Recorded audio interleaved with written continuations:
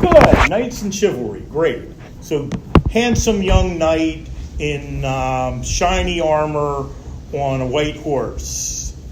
And what is he doing there on the horse? Well, he is getting involved in jousts against other knights. He is chasing dragons. He is rescuing a damsel in distress. So think of, beautiful Rapunzel with the long blonde hair, all alone in a tower somewhere, crying, "Help me, help me." And what does the knight do? He'll go over, hundreds of miles of astroturf green grass to get to her. He'll fight off other knights on the way. He'll kill some Muslims on the way defending Christianity. He'll then go there and look at the beautiful Rapunzel in her handcrafted stone tower. Okay, and when she sees him, she blows him a kiss. And he captures it with his hand, puts it over his heart, and feels fulfilled forever. Okay, does that sound very realistic or very romantic? Very romantic, because it's an example of what's called, sometimes it's called courtly love, sometimes referred to as chaste love. Let's see. So courtly love or chaste love means a sexless love. It's seen as the highest form of love, where you care so much about a person you don't desire their body. All you want is communing with their mind and spirit. All right. Now, does that sound very realistic? Does it sound like a lot of guys would do all this? That if she just blew them a kiss, that would be enough to fulfill them forever? Don't think so. Wouldn't even go half a foot for that. But that's this idea. So what's so romantic about that? The good-looking young knight, he's brave, he's loyal, he's faithful to his Christian faith. He will, do anything for the woman he loves and then expect nothing in return. And he goes over perfectly green grass, and the castles are all, handcrafted, individualized, and perfect. All right, now is that really what life was like for the majority of people in the Middle Ages? What would most or all of us have been? What would our life have been like in the Middle Ages?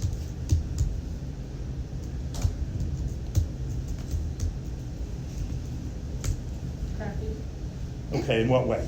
You're right, but... I mean,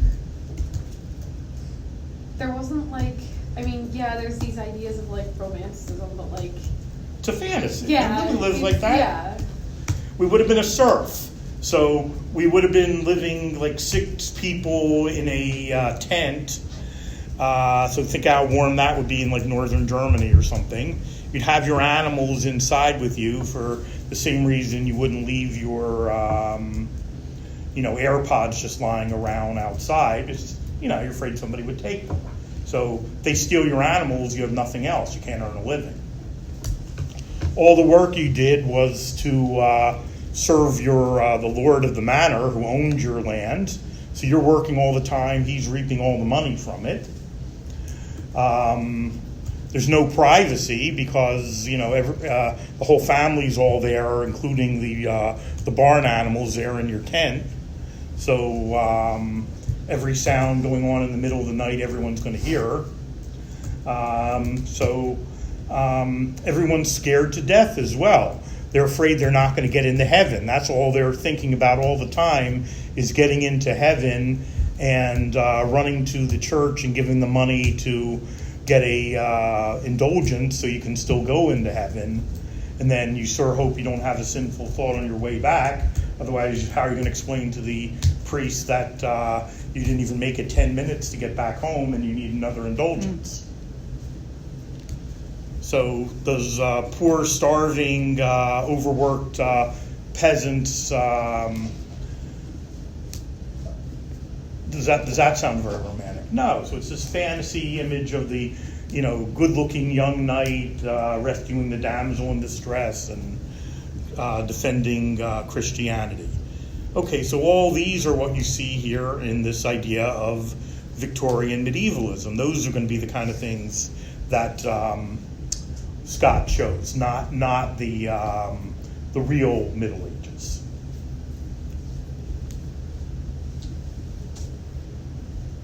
And this becomes very common, this whole Victorian medievalism. We see elements of that even today. For example, think of some churches you've seen where they look like castles right out of the Middle Ages. Now you may wonder, where did they get that style from? That is not original to America. We did not have any Middle Ages in America. So it's this Victorian medievalism. Most of them were built in the 19th century. I think even our little, whatever you call it, the little church here, I think it's called something else, but like that kind of looks like out of the Middle Ages. Oh, the chapel? The chapel, yeah. So does it look like from this period, or does it look like, it looks like it could have been right out of the Middle Ages. It looks like it could be like a parson's house or something. Mm-hmm. And the reason they create it that way is to give that was the style at the time, this Victorian medievalism. So it becomes a big part of the 19th century. All right, now another, so he's escaping into a fantasy of a Middle Ages that never existed. So Sir Walter Scott. Now another romantic, this one's particularly popular among women. Women particularly love the works of John Keats and Robert Burns. Men kind of love them as tools of seduction, along with the old staples like wine, chocolate, and roses. But, okay, so what is it about the poetry of John Keats? Okay, John Keats writes a lot about what's called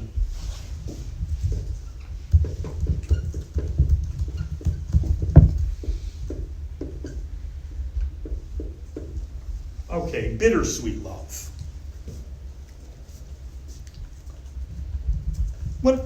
How would you describe something as being bittersweet? What does that mean?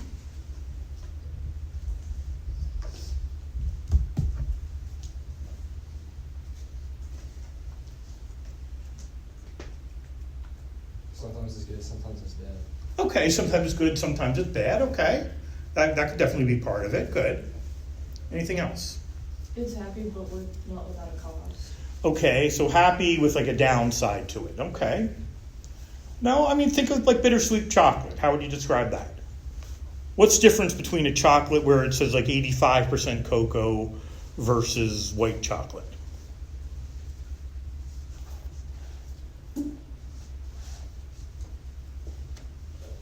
All right, or for those who are old enough to drink or know someone that is, what would make a really good lemon drop martini?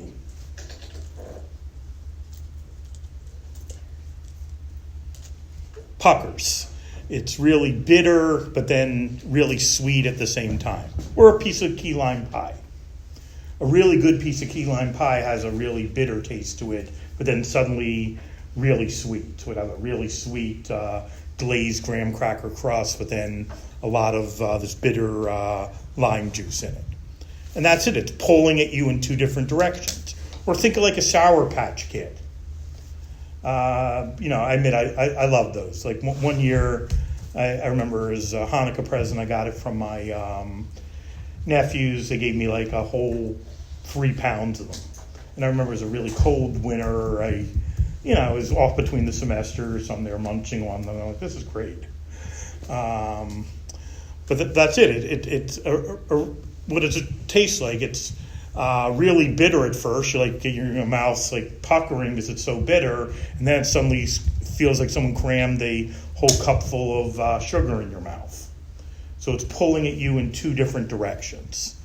So that's kind of what we see with the bittersweet quality of love.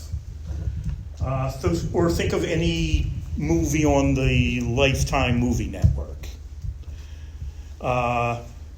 Everything seems like it's going wonderful, beautiful looking couple, fall in love, everything's working wonderful, then some tragedy befalls one of them, and then it looks like unsurmountable odds, no way they're ever going to make it. The woman's crying about it, but then suddenly something ends up right and they're together again at the end. So it's pulling at your heartstrings a little. And that's what John Keats does. So he writes about this bittersweet love. He writes about it very well in his poems. Now, another thing about Keats is Keats dies young. Now, the Romantics are obsessed with dying young. Their biggest fear in life is becoming old, tiresome, boring, behind the times, and unoriginal. And they're worried about it in terms of their looks. Like, we all should. You reach a certain peak, and then everything after that peak, you're going to look a little uglier every year. Till at a certain point, you don't care because everyone around you looks equally as bad. But that in-between stage is, a really hard thing. You see other people look better than you. You used to be really good looking, and, you wonder what happened. Well, that's what we see with Keats. So Keats dies young at 26. He dies from tuberculosis. And people are writing about the beautiful young Keats. Died at the peak of his masculine beauty and at the height of his creative impulses. So they're talking about how lucky he is never to become old, never to become tiresome, never to grow ugly. And they even create images of like paintings of women throwing themselves on the dead Keats, smothering him for one last embrace. Or his cold body floating gracefully down the Thames River on a raft, and women throwing flowers at him as he goes by. So that becomes almost like a cult of death, this fantasy of dying young and beautiful, which becomes a big part of the Romantics as well.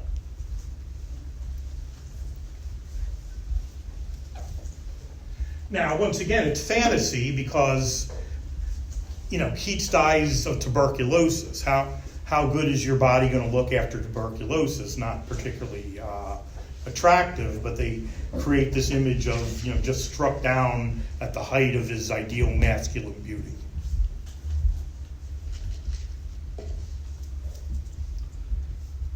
Okay, so that's some of the things we see here with the Romantic the Romantic writers. So what connects them all is this escapism, escape from the boring, mundane quality of life that is part of most people's lives.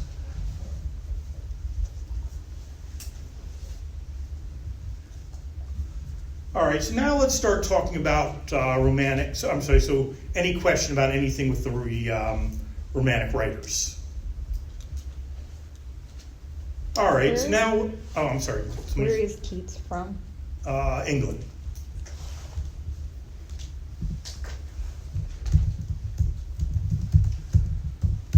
All right, so now let's start talking about the Romantic painting a bit. Now, one thing in Romantic painting is there's always going to be what's called, now, the country that we most associate with Romantic painting is going to be France. Art is to the French basically everything. It's a big part of their identity. They care about it a lot. They're writing about it a lot in the papers. People of all different social classes are involved. Rich people will buy the works of the most famous artists, their top works. Ones who don't have as much money, they'll buy minor works by famous artists. People that still want to collect art but don't have as much money as that will buy works by lesser known artists. Poorer people than that will go traveling the countryside to look at exhibits of art.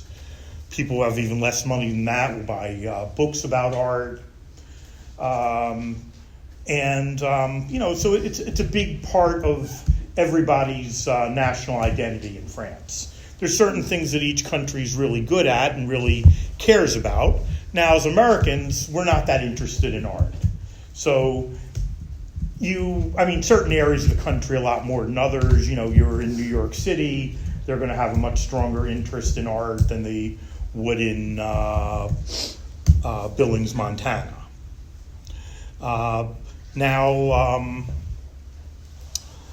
Let's say you're waiting at the train station here at Del Val. You're just kind of passing time. The train's late like usual.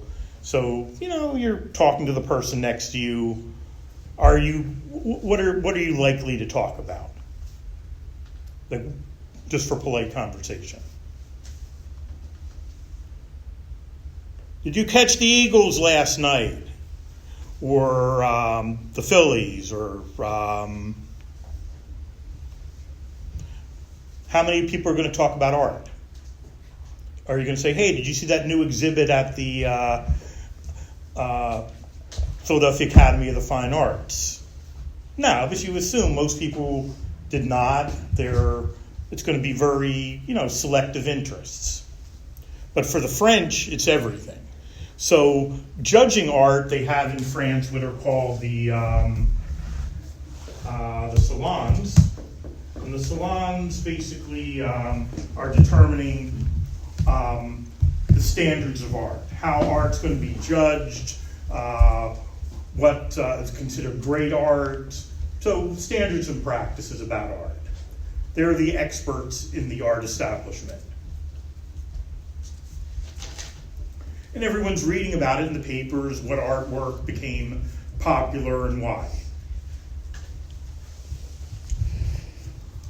Now, one thing that we see in art is there's going to be a number 6 here, a hierarchy of artistic subjects.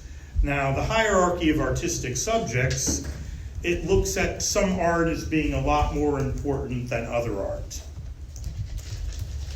The most important art, well, one thing they're going to judge art on is size. So as soon as something is shown as monumental, that means excessively large, it shows it's an important work, because a monumental work takes much more time to create. You're going to do different sections of it over several days. It uses up a lot of time and oils, and you notice every little thing about it. So the larger the painting in general, the more important it is. So size is going to be one thing. Another thing is going to be subject.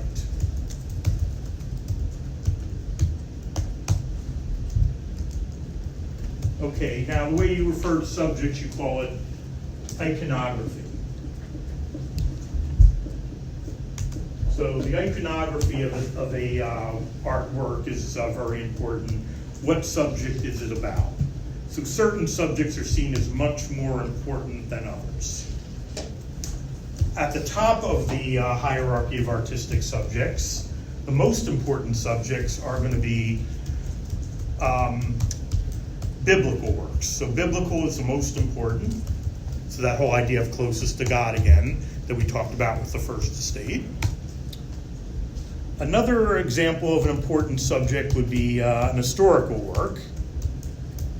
So the further back in history it goes, the more important. So something Greek is going to be more important than something Roman because it's further back.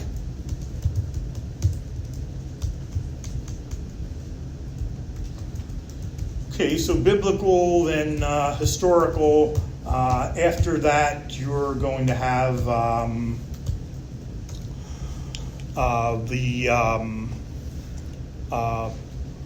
portraiture. So who's it of? If it's an important person, it's seen as more important. It's going to be more carefully done.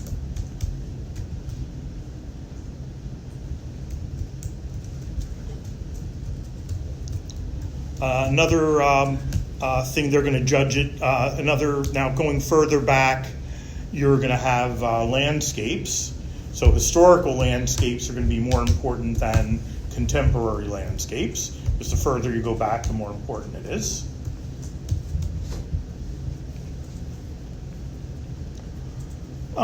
Then they're going to have, some of the less important subjects. So those are going to be the most important.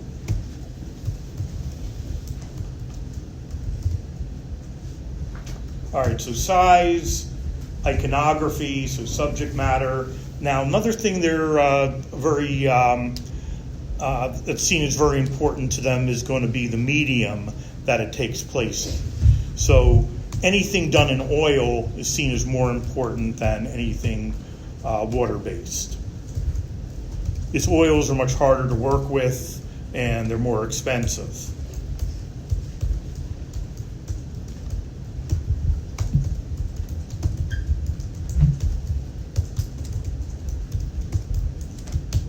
So like, a still life would be much less important. Yeah. Do you want all of these to be in the definition for hierarchy of artistic subjects, or is that only dealing with the iconography?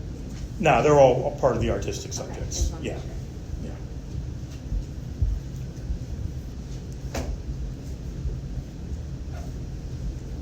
Yeah. Okay, so these are all going to be the kind of things that works are judged on. All right, so now just like we talked about before, remember neoclassical, everything is balanced, orderly, harmonious, restraint. So that's where, the colors are going to be timid, everything's going to be orderly and balanced and symmetrical. Those are the characteristics you would expect in a neoclassical work. In a romantic work, it gets a lot more emotional.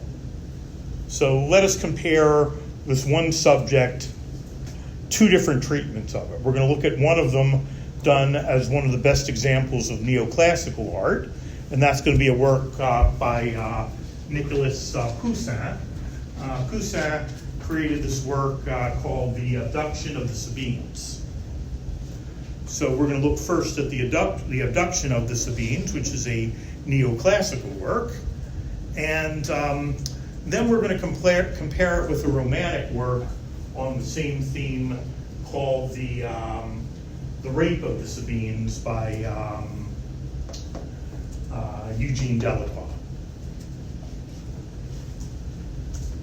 Now, another thing that the Salon is judging is, so we talked before about size, we talked about iconography. Another thing is the treatment. So artists are classified as either what are called,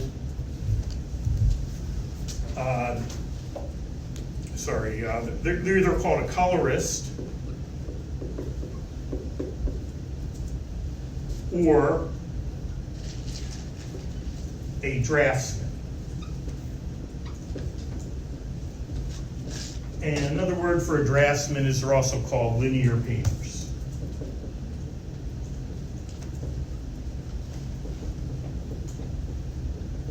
So this is also coming out of the this tradition of the salons. All right, so now if you're a colorist, you use various colors to create mood and atmosphere, because there's certain associations we make with different colors, and that have traditionally been associated with different colors. So, for example, you think of the color blue. What comes to mind? What are some associations we make with the color blue? The sky. Okay, the sky, good. What else? I said sad. Sad, right, okay, so I'll have a blue Christmas without you or something. Yeah. Famous song, but a little bit before your time, probably. Where long time before it. Let's see, what else? What else is big and blue?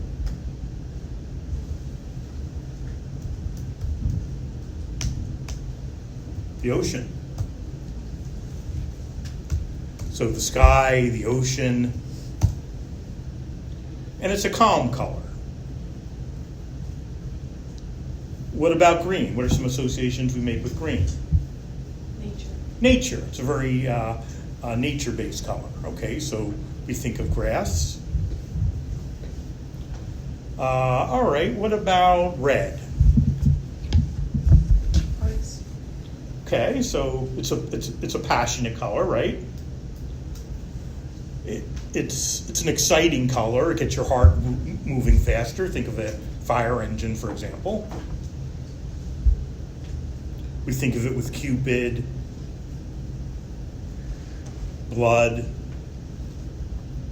Okay, so it's a strong color. All right, what about orange? You know, my personal favorite color. Fire. Fire. Okay, we think of it with fire. What season? Fall. Fall, right? Okay. So there are certain associations. Okay, what about purple? That's an unusual one. Royalty. Royalty, right? So purple was traditionally the most expensive color to create.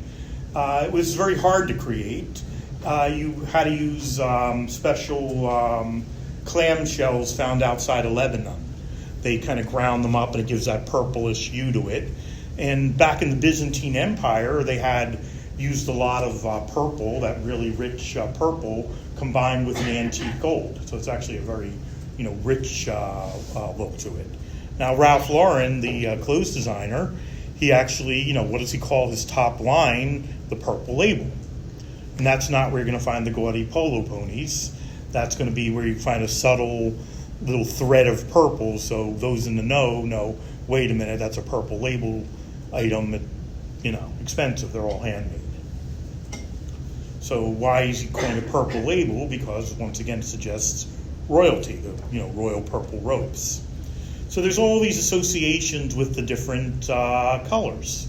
Okay, so the color, an artist who uses color as a means of creating mood and atmosphere, and also, hinting at theme, would be a colorist. One who uses line and shape, so a draftsman, or also called a linear painter, that's someone that uses line and shape as a way of creating a certain subject.